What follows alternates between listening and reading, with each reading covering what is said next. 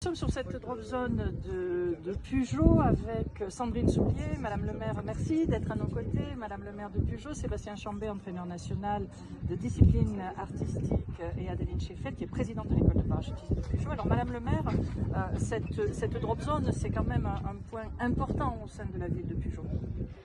Tout à fait, ça a une renommée, ça a donné d'ailleurs la renommée du village de Pugeot historiquement grâce à l'importance du site et du centre de parachutisme.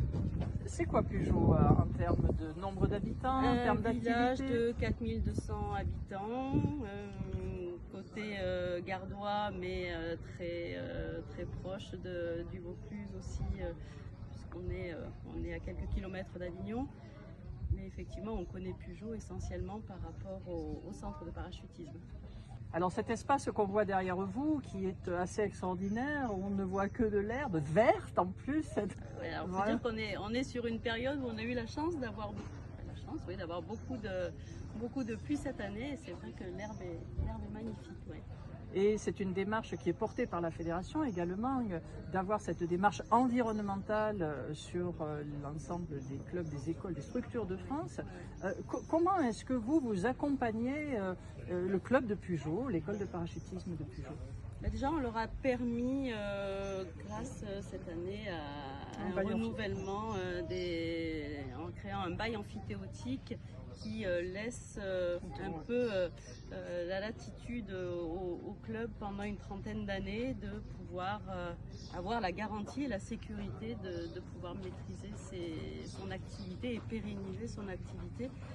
Donc ça, c'était important pour eux, je crois, parce que ça leur permet de faire des investissements en ayant cette garantie d'être de façon pérenne sur 30 ans.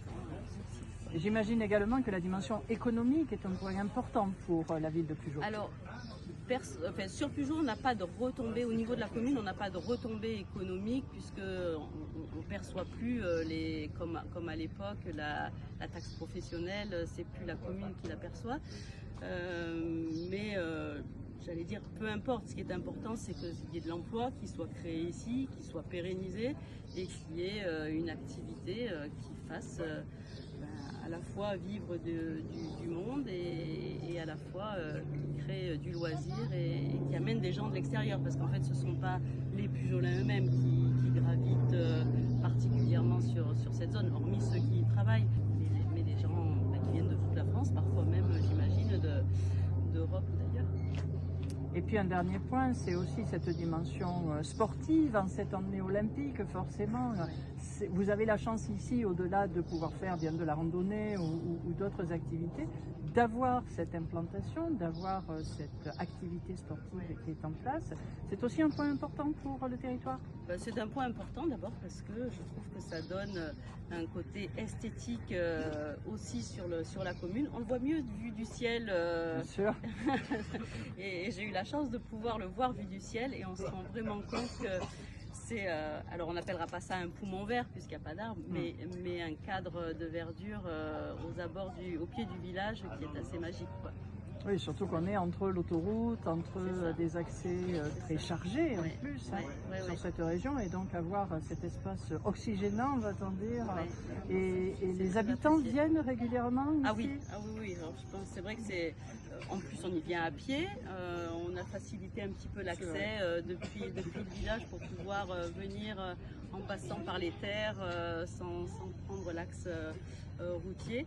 Et c'est vrai qu'il y a beaucoup de gens, et moi-même la première, je viens parfois m'y promener et voir un petit peu les abeilles qui sautent. Donc c'est très sympa. Eh bien, merci d'être venue avec nous, Madame le maire. Avec plaisir, merci, et puis longue vie au club et à la Fédération française. Merci. Merci.